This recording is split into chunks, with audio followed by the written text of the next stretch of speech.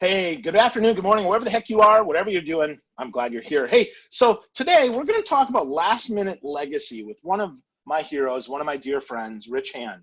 The book and CD are incredible. Now, let me read you this from the back. It says, in the end, all you have is your legacy. There is no better time to start what you love right now. Now, you probably don't know Rich yet, but you will by the end of this conversation because Rich has one of the biggest hearts. He's one of the smartest guys I know. I met Rich about 15 years ago when he was involved in HDI, which was an association for IT service and support professionals. And gosh, I left that association 6 or 7 years ago, and so did Rich. And we've been really good friends ever since. I've listened to a lot of his music and read his books, and I've just been inspired by him. And today, his book is launching. Like I said, it's called Last Minute Legacy, and I'm just honored that he's here. He's a writer, he's a speaker, he's a songwriter, and he's just a big-hearted dude, and I'm glad he's here, and I'm glad he's my friend. Good morning, Rich. Good morning, Phil. Oh, that was so awesome. I miss you. I miss seeing you. I miss the big hugs, you know? We need to get together. We need to have I was thinking about this the other day. We need to have a big HDI legacy from back in that mid-2000 time frame and just have a big party and hang out and see our friends. And because I'm still connected to so many people at HDI, and I know you are too, and they're such great people.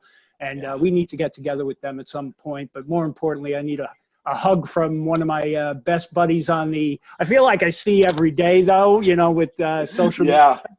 Because you're out there, you're out there tearing up the world, buddy. I'm so excited to be a part of your journey and how you've connected. I remember, I'm going to tell folks a little bit about, you know, your beginnings, because I remember you coming to me and talking and saying, I really want to do this book and writing thing. And, you know, what do you think? And I was really excited for you. And I think it was Make It Great was your first book, right? That's right. Yep. 10 Ways to Make It Great. You got it. Absolutely. And then you said, you know, I'm going to ask Kirk Wiesler. Because remember, Kirk is like the man. He was the man for HDI. And you know, basically went to him and said, hey, would you mentor me? You know, and you were open and really receptive to feedback. And look where you've come in the last 10, 15 years. You were just like blown by. You're the guy now giving the mentorships and taking it and running with it. And it was so exciting when you first started. You know, you looked up to Kirk. I think we all looked up to Kirk because he's such a great speaker. Like, I want to be more like Kirk, but I think we need to find out who we are and be more like who we are. And that was probably the greatest advice he ever gave me was, you can't be me, you got to be you. And that's the way people, you got to be genuine. And if you're genuine, people are just going to connect with you. So you've done that and you've done an amazing job. And thank you so much for sharing this today, Phil. I couldn't think of a better way to share this, and thank you. Absolutely. My pleasure. Yeah. Thanks for the flashback too, man. That was such a long time ago. And yet it feels like yesterday in so many ways, Rich. I mean, wow. Like time flies. One of my favorite pictures that I have is of me and you and Pete McGarrahan. Oh yeah. You know, that just always makes me smile, man. We had such rich conversations. And I think, you know, when I think about you know, my legacy, your legacy, Pete's legacy, it really isn't people. I think that's the thing that sets us apart is like you write music to get to people's hearts. And I think that's really what makes you unique is that because a lot of people write music, they write music to sell records, right? And God, that now I sound really old, right? Records, what's that, right? But I mean, to sell a download or to sell, you know, to launch something or to do something else. And the fact that you would write a book called Last Minute Legacy, that really, you know, not that you're at the end of your life or anything. Let's be clear, folks. If you're listening in here, Rich does not have terminal cancer, thank God, or anything like that. But to recognize that, you know, life is short. Oh, absolutely. It could end tomorrow. It could end in an hour. It can end any moment. And I think, you know, last minute legacy, we're always on our last minute, right? You just never know. And the idea really came from the song's really a song to my children. I've done so many things. I've written a lot of books. My favorite book is The Teenage Guide to Life, Liberty, and the Pursuit of Happiness, which I basically basically wrote as something that when my kids are much older, it was my advice to them. Each chapter starts with a letter on, financial success, making sure you understand history, make sure you're being a good person, all that great stuff. So I've been giving them all this advice over my entire life. And when you think about it, they kind of look up to you when they're young. But when they get older, they start to realize that you're just a human being trying to get through everyday life. We all have our struggles. We all have our internal demons that we deal with. And Last Minute Legacy, it's probably my favorite song on the CD because it's to my children. And it's this struggle between being the superhero parent and then being the vulnerable person and telling your kids, you know what, I'm a tattered man, I don't know where the heck I'm going either. So don't be afraid of life, live life to the fullest. And that's where that song comes from. And I thought it made for a great title. I think we're all in some way trying to make our way in this earth, trying to find what our reason for being here is. And to your point early, I don't write music to have a hit. I write music to tell a story. And I think these 18 new songs tell stories about my life, other people's lives, and things that can share lessons, like things like, the parables, right? This relates to this type of situation in life. So I'm really proud of it. These are some of you had mentioned earlier, it's different than what I've written before. And I think I'm in a different space and matured over my life. And I think this is a reflection of that. Yeah, I definitely think so. I mean, yeah, before we got started, I mentioned to Rich that usually he writes rock and roll. And it's more, kind of rockabilly stuff, really kind of, some of it's real kind of poignant, really in the heart. And this is different heart-centered, which I really like. I mean, I think,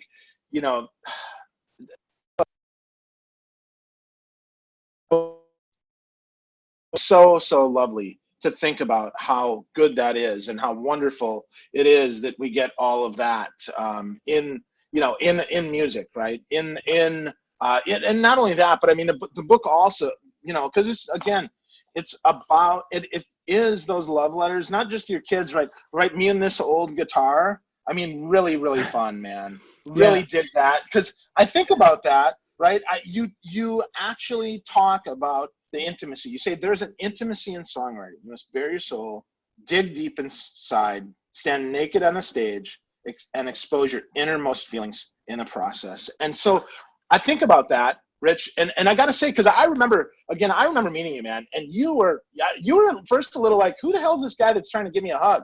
You were a little like, well, I'm not quite sure how this is going to work, right? And so, because HDI was a big association of just, people that a lot of huggy bears like me, and from, for a New Yorker like you, that had to be kind of weird, huh? It was, yeah, it definitely was. I had to make an adjustment there. I learned to love the hug. I hug in my words. I hug in my songs. Yep. I'm kind of a, if I had a choice to be in a crowd and be alone in my studio writing songs, I'd be in my studio writing songs all day long. But I love people too, and I love connecting with people. But you guys at HDI, when I first got there, you really sucked me in, and I was like, oh my God, what did I get into here? Yeah. I learned to love it. And it really, I remember Sophie was a leader of those hugs, and I learned to really enjoy that part of it. But I still run away to my studio quite often. You mentioned me and this old guitar. Anybody that plays guitar will really connect with that song. That's the opening track. It's track number 1. And I think part of it's because it's my ode to this guitar. I'm holding a guitar right now. this is my songwriting guitar. No matter what I play, this is when I go to sit and write a song, this is my guitar. And it's like a true friend because, it's a loyal friend. It doesn't talk back to you. It doesn't say, hey, you suck. Hey, it doesn't tell you you're great either. But if you treat it properly, it will connect with you and help you write some beautiful things. And I think a lot of guitar players will really appreciate that track. And I have to give a shout out to my buddy Pete Cassani, who has been playing guitar his whole life. And he plays the licks that you hear on that guitar throughout the song. And he's a fabulous guitarist. He's dedicated his life to the art and the craft. But it's one of my favorite songs on there. And it's really describes, I thought it was a great way to kick it off because it describes my relationship with the guitar, right? And how we sit together and we try to come up with these things. And thanks for recognizing that one. It's one of my favorites. Yeah, no, it's beautiful. And I think about that. I think of how whatever our instrument is, sometimes like for me, it's my voice, right? I really think about that and how sometimes I have to sit with it and like let it sit inside and register and really resonate. Even before I perform, right? Even before I play, I have to be quiet for a little bit and respect the instrument enough to know that, it's not going to let me down. I've been really blessed that, I know what I'm going to say even when I don't.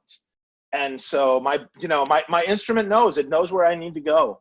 And that's what that song made me think of, Rich, is just trusting that instrument, trusting that you put in the hours with that guitar, that it knows you, and more importantly, I think you know it, right? It is, you trust it, and it's like an old friend, that you can pick up the phone and they're gonna kick your butt if you need it, or they're gonna give you a hug, and they're gonna know, even if you don't know what you need, they're gonna know. And so I thought that was really, really beautiful, Rich. I love that parallel. That's fabulous. It is a metaphor for many things. No matter what you play, no matter what your passion is, it is definitely, that's the spirit of that song. And I'm glad you found some connection with that.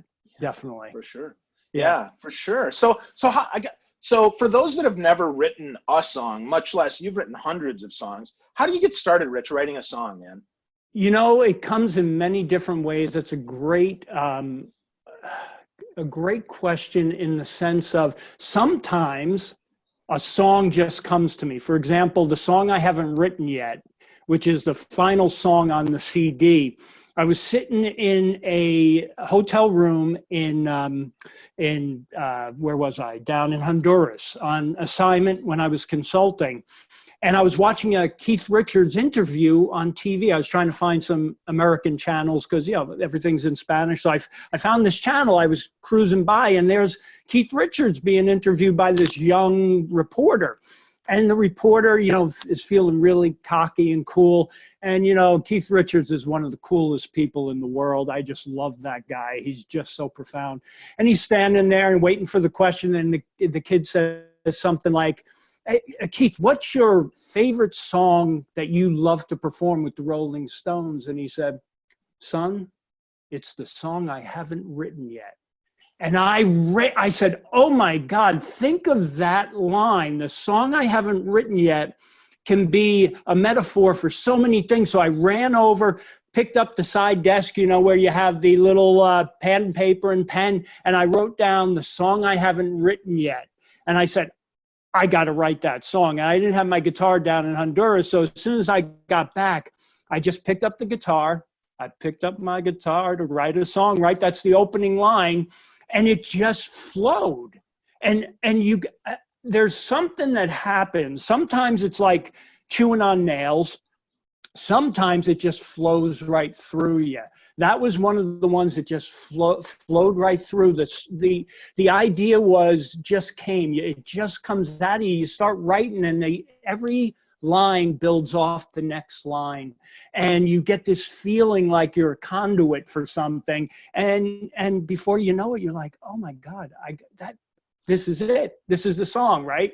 And then other songs, you kind of, you're sitting there and you're plugging away, and you love this chord progression you just started playing, and you can't get anything out of it. So you put it down and you place it to the side, and then you come back at a better time. So, to answer the question, there's no proper way for me. I can do it both by the sound of like me and this old guitar came from these two chords. It just was like, as soon as I heard that, I was like, oh my God, it was like, and I was like, oh yeah, that's a song right there. Let me figure out the rest of the chords. That combination just launched me into me and this old guitar of mine. And I've been trying to write a song about the guitar forever, but those two chords lit me up. And I was like, oh, there it is. And somehow, like I'm sitting here in front of I have a book full of ideas, songs, half songs, full songs. And sometimes I just sit down here and I noodle around and I'm like, oh, let me go back through my pages here and see if something fits with that.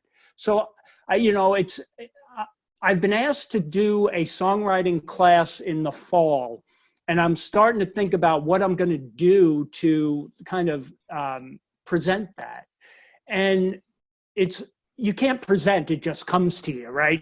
Oh yeah, to write songs, everybody, all you got to do is wait for it to come to you, right? There's got to be a process. So I'm trying to think through the process, and the process really is, you got to open your mind, be creative, not put barriers around yourself. You got to be open to ideas. Nothing's a bad idea. Nothing's silly. And you just got to start noodling around. And once you start noodling around, you got to go with it and follow it and just keep following it. So I think I'm going to set up a structure where we, kind of put some chord progressions together and see what people think about it and make some changes and do that kind of thing. Because there's no proper way to write a song. I don't care what anybody says. And I think most songwriters would agree that everybody does it slightly different and everybody does it the same. Because, you got to have the music and you got to have the words that go with it, but they kind of, once you start working a minor chord, you're not going to be singing happy songs on a minor chord. You're going to be singing something sad, right? So the feeling and the emotion aligns with the chords, and then the story aligns with the chords and the emotion, and and it happens if you let it happen and you're open to creativity and you just you have a passion to do it. It's like writing a book, right? Yeah. I was just going to say, it's a lot like writing a process, except you take out the guitar and you're like, I want to get this idea across to people. How do I do it? Where do like when I write, what words would specifically bring out that emotion? Same thing with a guitar. You got the words and now you have a chord, right? So does that chord fit? You just add one more level of dynamic in it. So to me, it can be so many different things. The idea is you got to sit and do it. You got to make time to be creative. You got to make time to do anything that you're passionate about, right? You don't sit in front of the TV and just watch unless, you're a political commentator and you got to do that kind of stuff.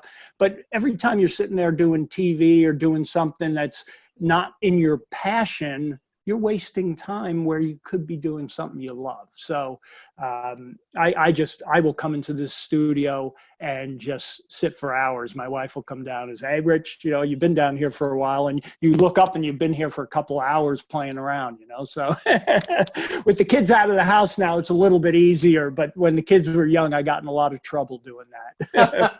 That's fun, man. Yeah. That's fun. But I love what you said, and that is, you have to do it, right? You have to sit with it.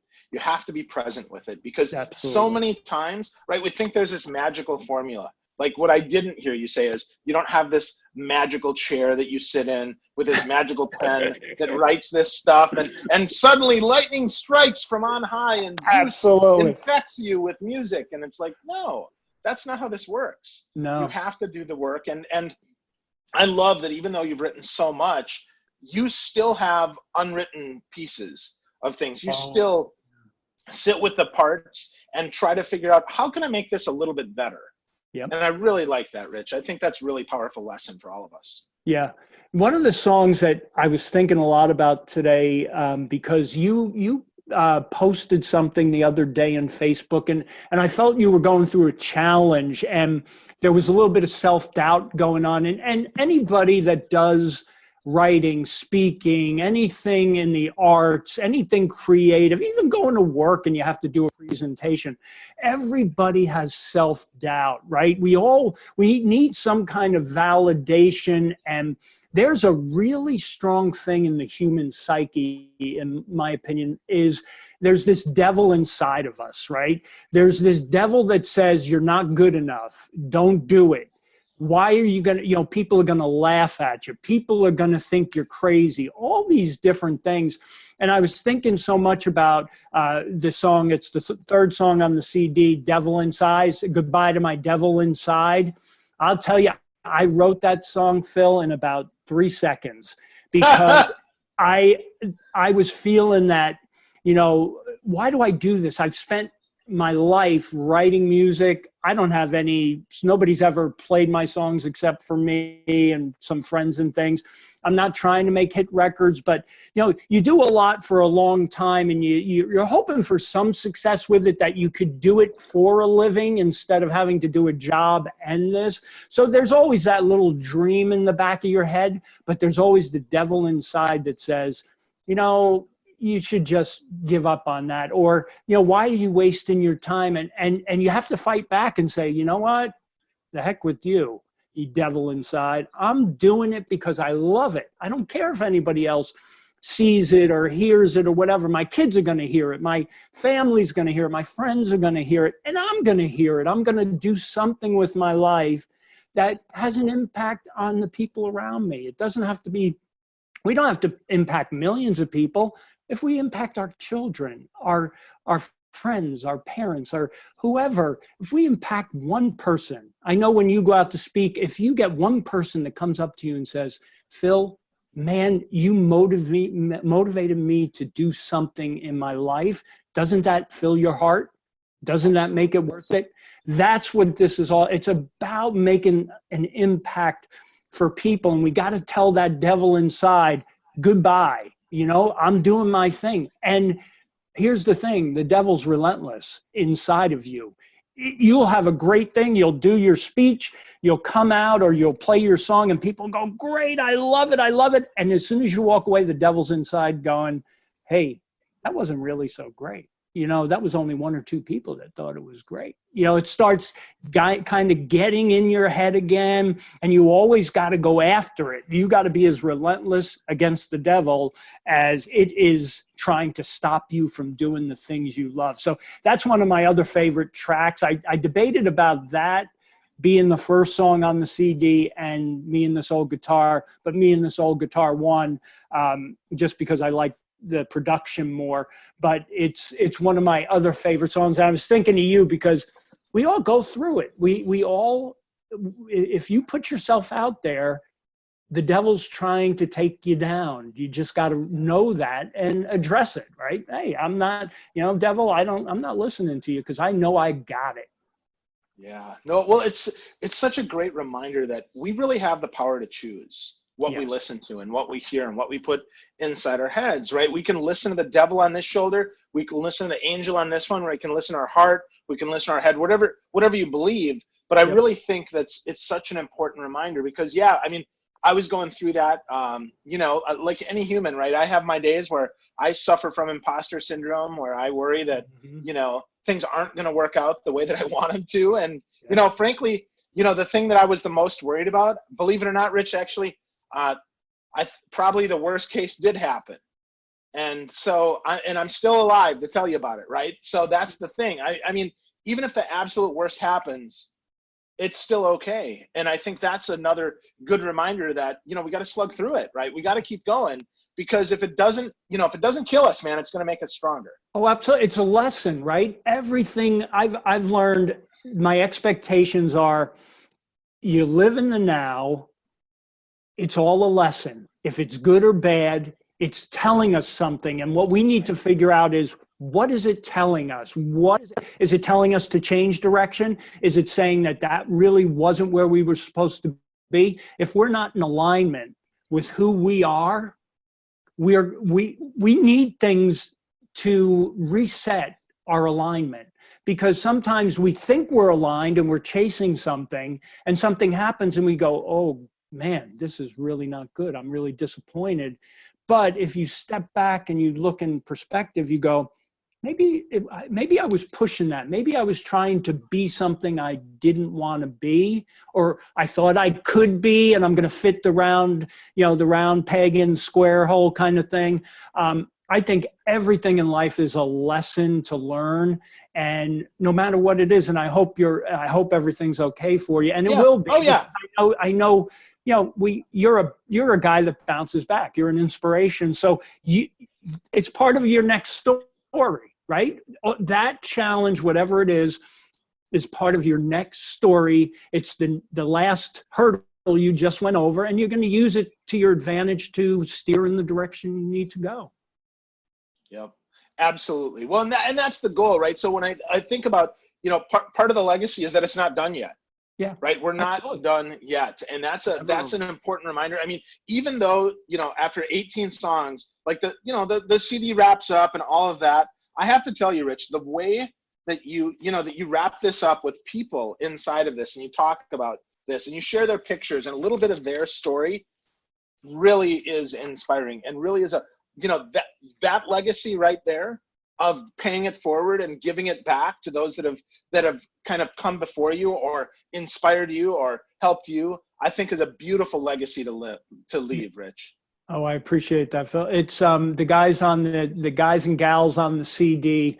I love them all. They were all special in the process. And that, I have to tell you, Phil, was the best part of this whole CD, is the part that nobody saw, which was the laughing, the connection, the figuring out how the bass line was going to go, figuring out harmonies, all that stuff. And we would laugh at ourselves and the mistakes that we made. And we really made a lot of great connections. And I love every one of them. They really did a fabulous job. That's the beautiful thing about music. Music is it brings people together. It's probably one of the most solidifying things out there in the world, and we need more music, and we need people coming together, and that's what I love. A lot of other things divide people, but music can bring people together really in ways that other mediums can't. And so it's one of the things that stays close to my heart. And one of the reasons we're talking today on April 30th, Phil, talking about connections, is today I decided to launch Last Minute Legacy because it's my mother-in-law. I called her Mom because she's from England. My wife's mother came over here from England many, many years ago, but she treated me as her son. And this is her first anniversary of her death. And it's really, she left a beautiful legacy, and she spent, Phil, so much time in nursing homes with people who didn't have family, or people that didn't have, families didn't have time to see them, were far away. She would bring communion to them. She would sit and talk with them.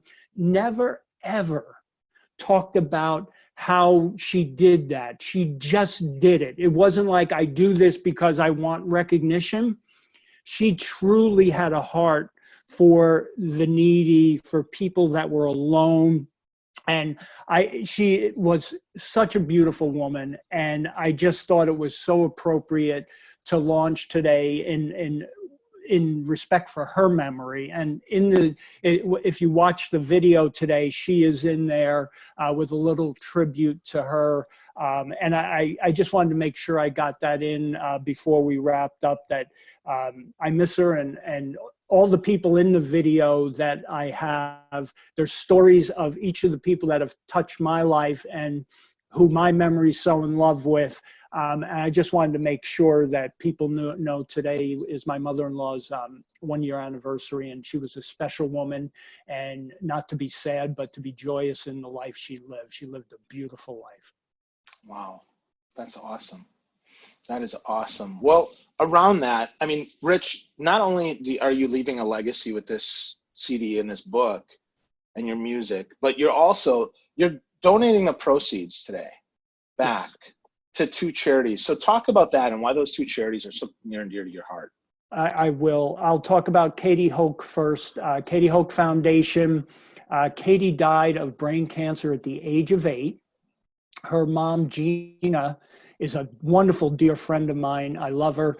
And she started a foundation because Katie, at the age of 8, understood how important it was for kids to have connections and live a normal life, even though they were diagnosed with some kind of cancer, that they needed normalcy. And she asked her mom to kind of live on and help the kids that were in her situation to have some kind, to go to the movies, to do simple things, it's almost like a make-a-wish. She wanted her people that went through what she went through to have something a little bit normal in their treatment. And great story. She reached out to J.K. Rowling, who still supports the foundation. And at the time, one of the Harry Potter books was coming out, but it hadn't come out yet. And she knew she was close to the end of her life, reached out to J.K. Rowling and asked if she could see the newest book coming out because she was a Harry Potter fan. Well, J.K. Rowling called her a number of times and read the passages to Katie. And she was sworn to secrecy, and she took that with her. But can you imagine J.K. Rowling reaching out to this young 8-year-old, in upstate New York that, dying of brain cancer, but she took the time and called. And every year she donates a book she donates something with her signature. If it's a new book, it's a new book. Now she's doing the new series. So she's been given some of those to the foundation. Wonderful foundation. Everything's volunteer. All the money goes to the kids, which is great. Hospice, Gateway House of Peace. I know the founder. My wife was an executive director there for a short time. My wife's a hospice nurse. They provide hospice care at no charge. They don't care what kind of, finance you're in. They have a bed for you if you're going through hospice. And they're a wonderful organization. And the people there are wonderful. Their hearts are as big as the moon, and they just help people have a dignified end of life so that they're comfortable. And, they bring in, all kinds of social services, guitar players, they bring in family, they bring in food, and everything's donated. And the house is all run by donations, and it's a beautiful home. And Joni Hanchett, who's the founder, has got such a great soul, and she just poured her heart and soul into getting this thing started. And now it's their 5-year anniversary. We're actually going to a fundraiser tomorrow night for their 5-year anniversary, and I'm just so happy to support them because I think hospice is a really important thing. Ending life with dignity is such an important thing. Wow. So that's a new life and an old life. Yes. Come together to give us quite the legacy there, Rich. That's beautiful, buddy. Yeah. And I appreciate anybody. And people have been donating, and we've been donating to them for years now. It's just it's such a great organization. So for all of you, thank you who have donated. And for those of you that are considering it, I hope you do. All the money goes to really good. It goes right to the patient care. And for Katie Hoke, it goes right to the kids. Yeah. So, yeah. So folks, if you're listening to this, if you're watching this and you're thinking, how do I get involved? How do I get Rich's book, get his CD? It's called Last Minute Legacy. Remember, in the end, all you have is your legacy. There's no better time to start what you love than right now. So go to Rich's Facebook page. It's at facebook.com/adeterminedlife. You can get the book, you get the CD, you get some videos there from Rich. You get to know Rich Hand a little bit more. Rich, my friend, I love you, buddy. Thank you. I love you, Phil. Thank you for making time for me, and good luck in I know you're speaking today. You're going to have a great speech, even without your PowerPoint deck. Don't worry about it. Your smile will light it up. Go have fun. Totally. But thanks, Rich. It was really fun, man. I so appreciate you, brother. Thank you so much. It was my pleasure. Awesome.